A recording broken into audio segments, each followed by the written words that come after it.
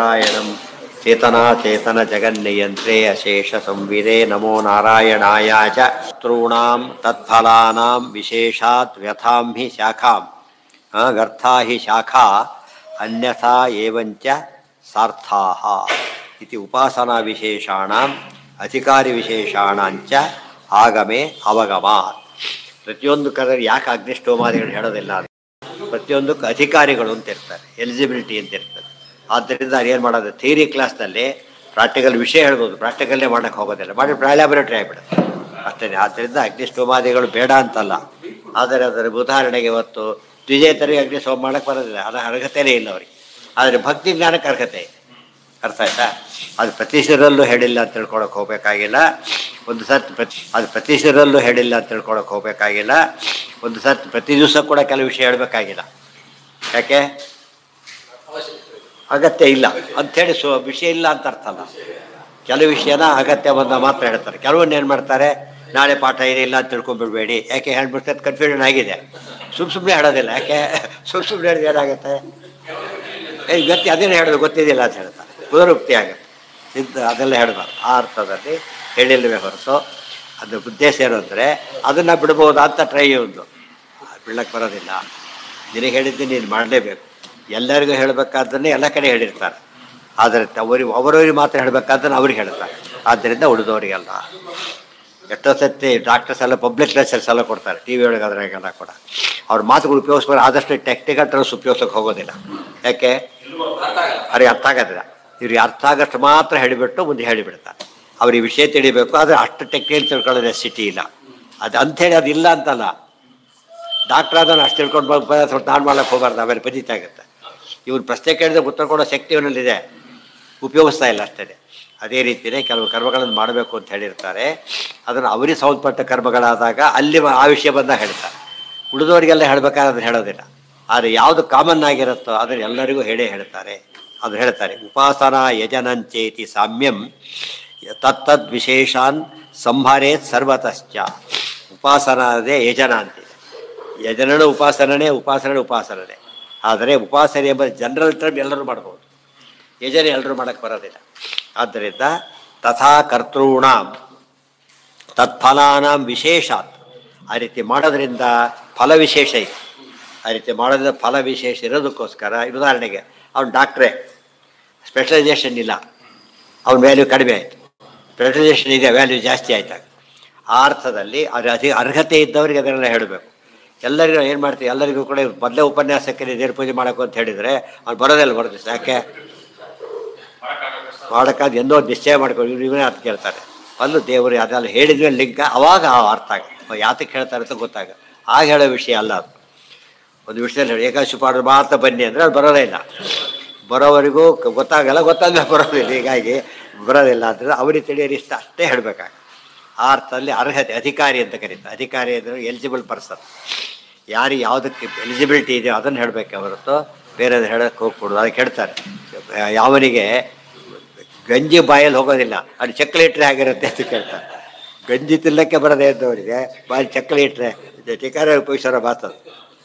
ಗದ್ದೆ ಕುಡ್ದಕ್ಕೆ ಬರೋದೇ ಇದ್ದವ್ರಿಗೆ ಚಕ್ಕಲಿ ಹಾಕಿದಾಗ ಆಯಿತು, ಹಾಗೆಲ್ಲ ಮಾಡಬಾರದು ಅಂತೇಳಿ. ಈಗ ಹಾಗೆ ಮಾಡ್ತಿರೋದು. ಈಗ ತರ್ತಾನೆ ಚಕ್ಕಲಿಗಿಂತ ಒಪ್ಪಲೆ ಅದು ಕಬ್ಬಿಣದ ಚಕ್ಕಲಿ ಇದ್ದಾಗ ಅವೆಲ್ಲಕ್ಕೂ ಬರೋದಿಲ್ಲ. ಕೊನೆಗೆ ಓದೋ ಪಾಠ ಬಿಟ್ಟುಬಿಡ್ತಾರೆ, ಇಲ್ಲ ಅದನ್ನು ಈ ಪಾಠ ಬಿಟ್ಟುಬಿಡ್ತಾರೆ. ಕೊನೆಗೆ ಹಾಗಾಗಬಾರ್ದು. ಅರ್ಹತೆ ಇದ್ದವ್ರಿಗೆ ಹೇಳಿ. ಕೆಲವೆಲ್ಲ ಇರ್ತಾರೆ, ಅದು ಅದಕ್ಕೆ ಮೆಂಟ್ ಫಾರ್ ಇಟ್.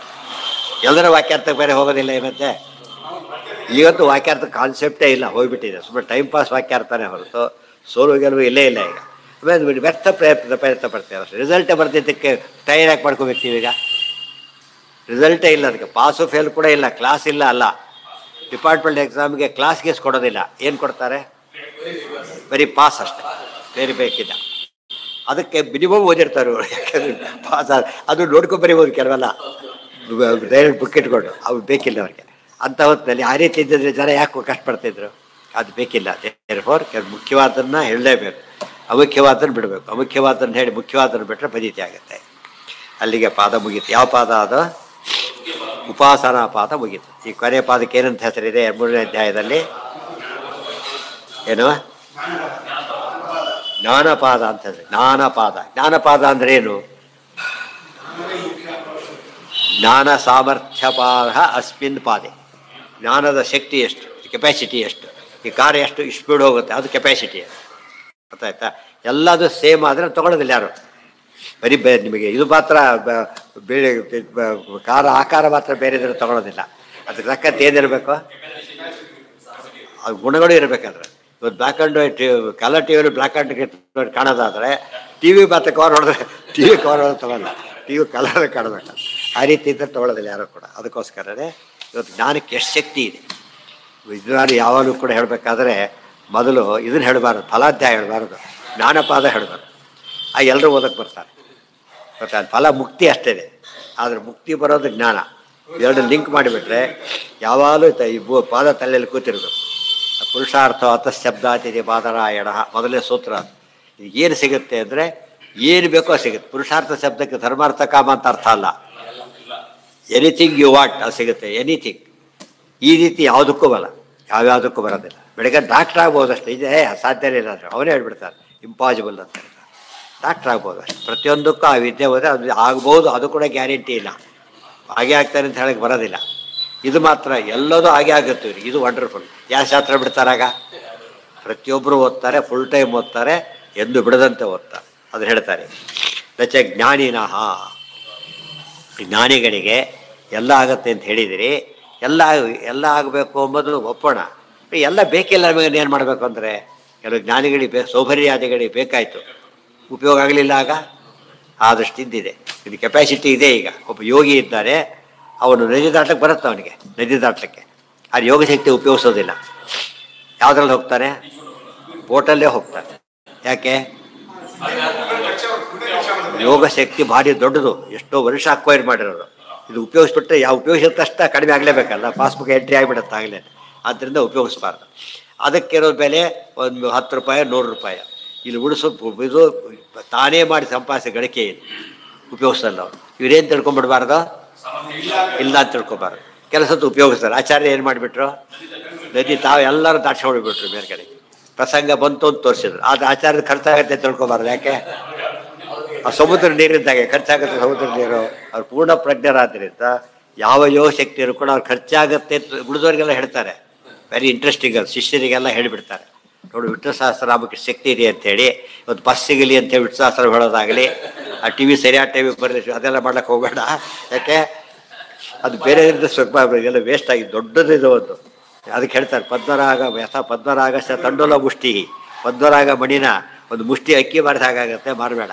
ಅಕ್ಕಿ ಮುಷ್ಟಿಗೆ ಬೆಲೆ ಇದೆ, ಇಲ್ಲ ಅಂತಲ್ಲ, ಪದ್ಮರಾಗದ ಬೆಲೆ ಅಲ್ಲ. ಇದೆಲ್ಲ ಉಪಯೋಗಿಸ್ಬಾರ್ದು. ಗೊತ್ತಾಯ್ತಾ?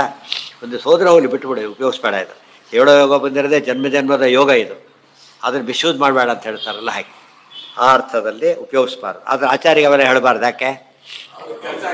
ಖರ್ಚಾಗೋ ಪ್ರಶ್ನೆಯೇ ಇಲ್ಲ ಅವರಿಗೆ. ಆದ್ದರಿಂದ ಅವ್ರು ಯಾಕೆ ಹೇಳಲ್ಲ? ತೋರಿಸಲ್ಲಾಗಿದ್ದರೆ ಯಾಕೆ ತೋರಿಸಲ್ಲ? ತೋರಿಸ್ಬೋದಾಗಿತ್ತು. ಎಲ್ಲರೂ ತಿಳ್ಕೊಳ್ಬೇಕಾದ ಅಗತ್ಯ ಇಲ್ಲ.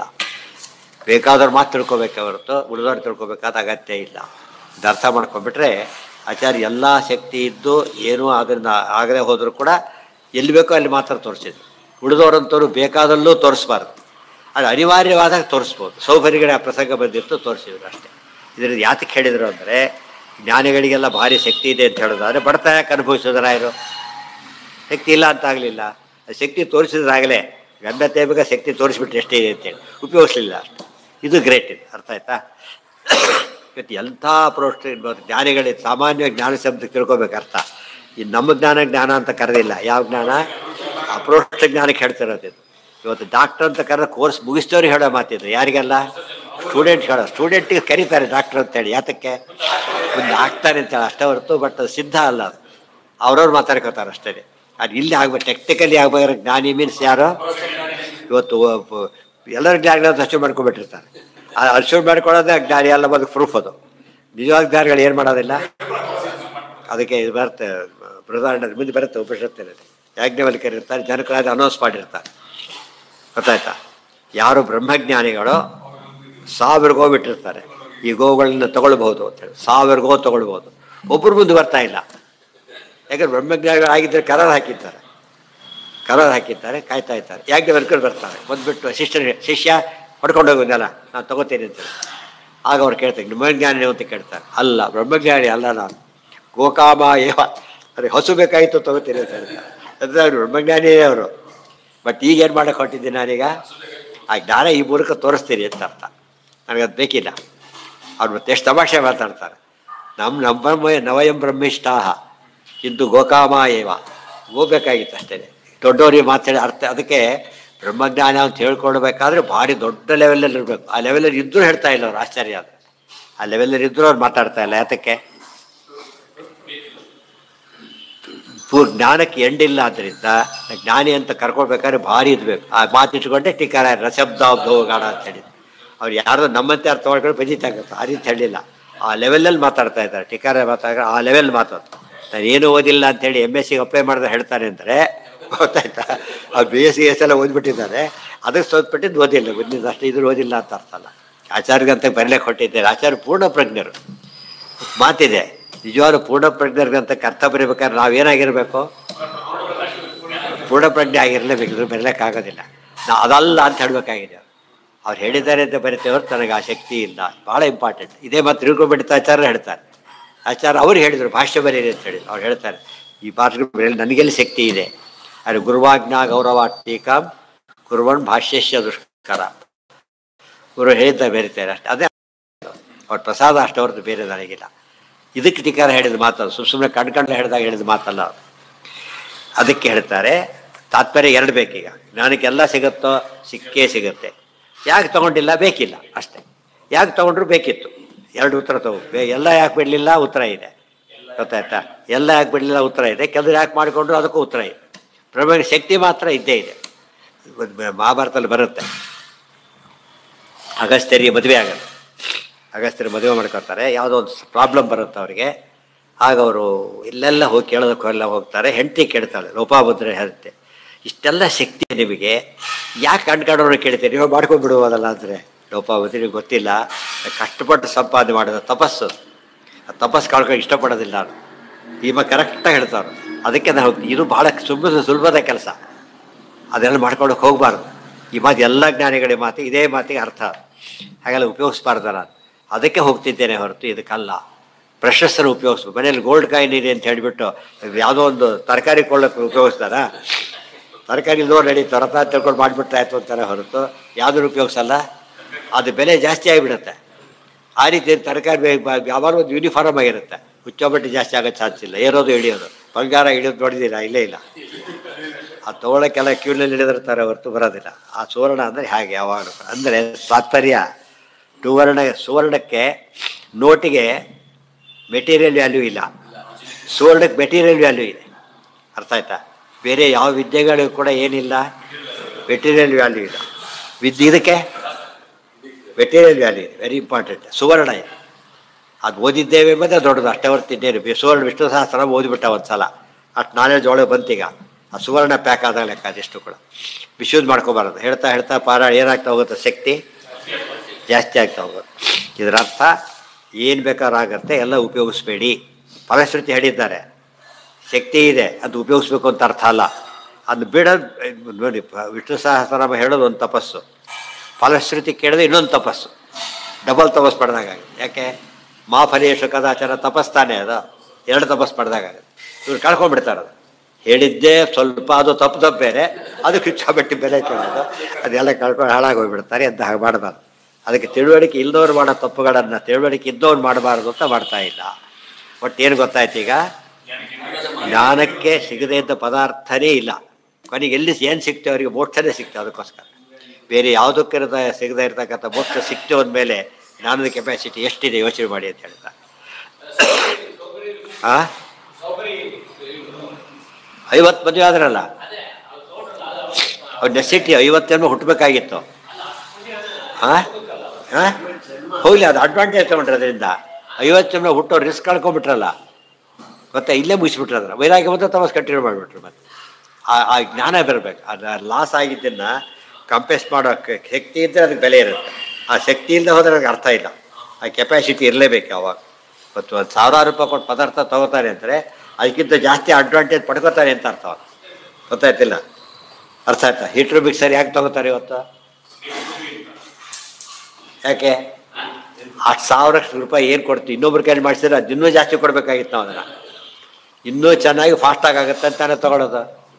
ಸುಮ್ಮನೆ ಯಾರೋ ತೊಗೊಳ್ಳೋದು, ಖುಷಿಗೆ ಯಾರೋ ತೊಗೊಳ್ಳಲ್ಲ. ಕಬಡ್ಡಿ ಇದ್ದವ್ರು ಮೂರ್ಖರು ಇರ್ತಾರೆ, ಅವ್ರು ತೊಗೊಳ್ಬೋದು. ಅದೆಲ್ಲರೂ ತೊಗೊಳ್ಳಲ್ಲ ಹಾಗೆಲ್ಲ. ಇಷ್ಟೊಂದು ತಿಳ್ಕೊಂಬಿಟ್ರೆ ಸಾಕು. ಪ್ರತಿಯೊಬ್ಬರು ಏನು ಮಾಡ್ತಾರೆ, ಶಾಸ್ತ್ರ ಓದ್ತಾರೆ. ಆ ವಿಷಯ ನಾಳೆ ಮತ್ತೆ.